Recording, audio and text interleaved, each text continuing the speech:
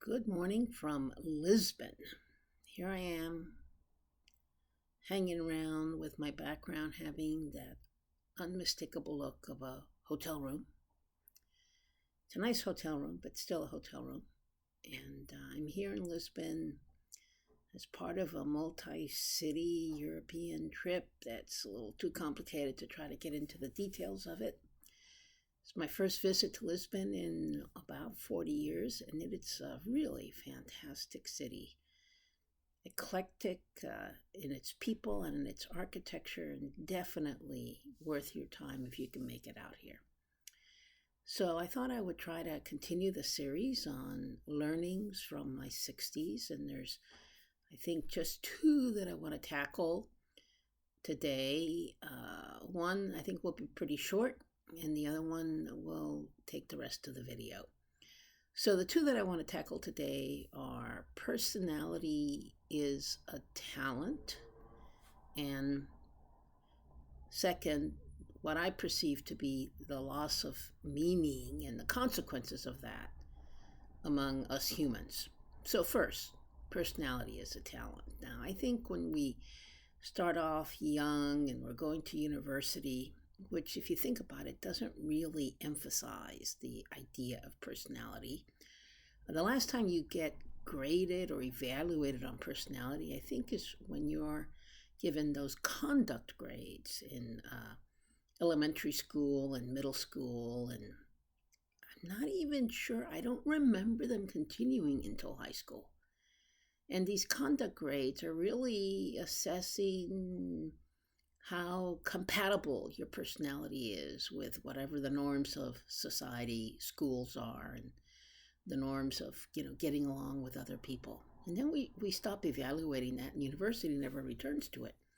But as you get older, at least in my experience, you realize that personality is in fact a very important part of your success profile in life. People that have engaging personalities, which also means that they have well-developed emotional and social intelligence. When you kind of unpack what personality is, they tend to do better in life. They have fewer crises, they have more successes, and a deeper and more diverse social network. Lots of great things come with personality. And so the reason why I say it's a learning is that we need to keep this in mind.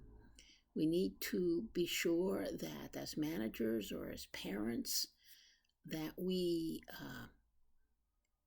give people feedback, constructive feedback on their personalities. I'm not saying that you shouldn't be unique, because actually originality is another interesting part of an appealing personality. There was a guy who worked at the CIA, and we would ask him, he was a senior officer and a senior African-American officer back in the 80s and 90s, so that made him rather unusual, sadly, at the agency. And we would ask him, what are the keys to success? And he had such a great answer that I've always remembered it and repeated it innumerable times. He said, the secret to success, defined in this case, is how do you become a senior executive in the government? He said the answer was three qualities: substance, style, and savvy. Substance is you got to know something. You got to have some kind of information or knowledge or analytic ability that other people want. Style, I think, is really just another word for personality. You have to have a way about you that is inclusive and that people find appealing. And the final one is savvy, which is the hardest probably to acquire. But savvy is, again, another expression of emotional and social intelligence. But in this case, highly nuanced, highly operationalized, so you can anticipate what the organization is going to do in a particular situation before the organization itself knows.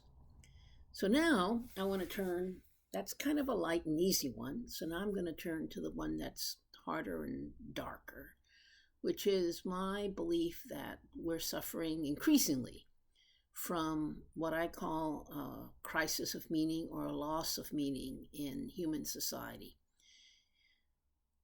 What I mean by that specifically is that people are confused as to what the purpose of life is.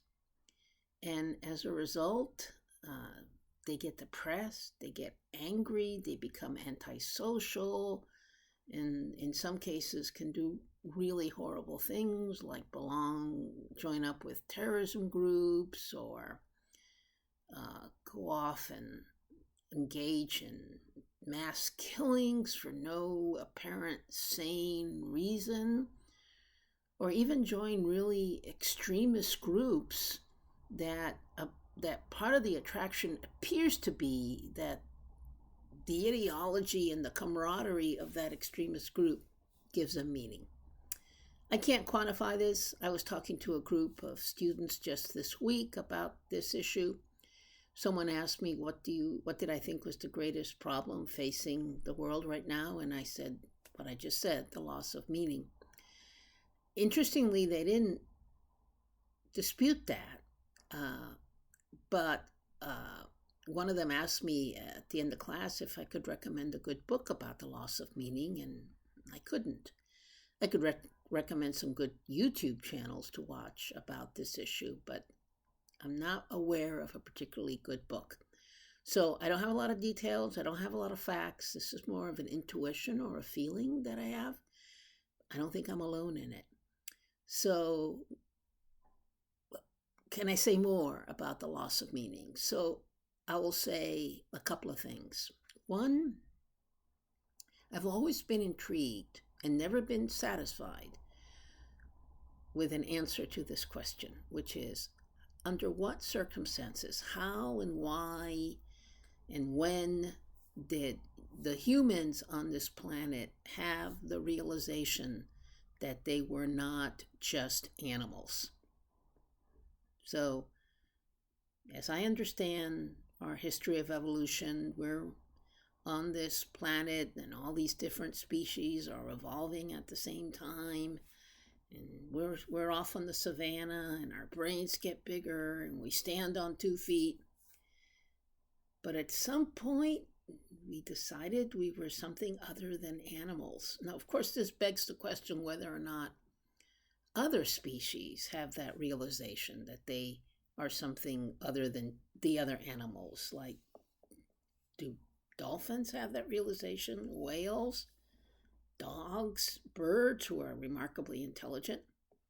Of course, cats, we will argue, have always known that they're superior to the rest of the animal kingdom. But at some point, humans had that realization.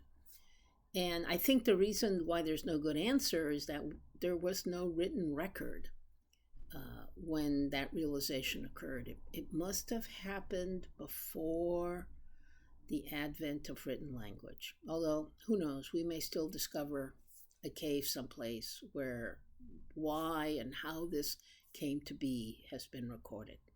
So that's that. When that happened, I think, and I'm not an anthropologist, I think there was soon afterward, there was sort of a concomitant understanding of some transcendence in the human condition. It's linked, I'm sure, to consciousness and the rise of spirituality and religion, the emergence of burial practices. But humans, as a species, gained this understanding that their life had a meaning other than the actual transactional value of the life, that there was something else going on. And over the millennia, this meaning in life was represented by several cultural institutions. Religion, obviously, the family, work, the concept of work, how one does something as a human, attempts to achieve something. The tribe, nation that you belong to gives you meaning as well. And what's happening, I think, in the modern age, and this process has been going on for some time now, I would say hundreds of years, Technology has plays, I think, a significant, if not the most significant role in accelerating this loss of meaning. But these institutions that capture and represent the meaning we find in life are all under challenge. The family is under challenge, work is under challenge, religion is definitely under challenge. And these, concepts of tribal or national unity and homogeneity are under challenge. And I think all of that, for at least for some people, is leading them to be confused and kind of not understand why anything matters. And I think another thing happens when you kind of lose meaning and lose all that certainty that you have in life. You also, I think, the boundaries are lowered, and you can, I think, more easily believe in anything. When you had work and you had family and you had religion and you had your national doctrine, your national unity, I think those made it harder for you to escape the boundaries of those particular belief systems so that you believed anything, so that you believed conspiracy theories, for example. But with all of those meaning structures weakening, I think what's happening is that people now have the freedom to wander off and believe anything based on their own personal preferences and biases, probably, and so they do. So that's my discussion of the loss of meaning. It worries me a lot. I've been thinking for many years that it's kind of the primary threat in human society, and I don't have an easy fix for it. Either we will have to forever live in this limbo situation, which I think will be unsatisfactory, or we will perhaps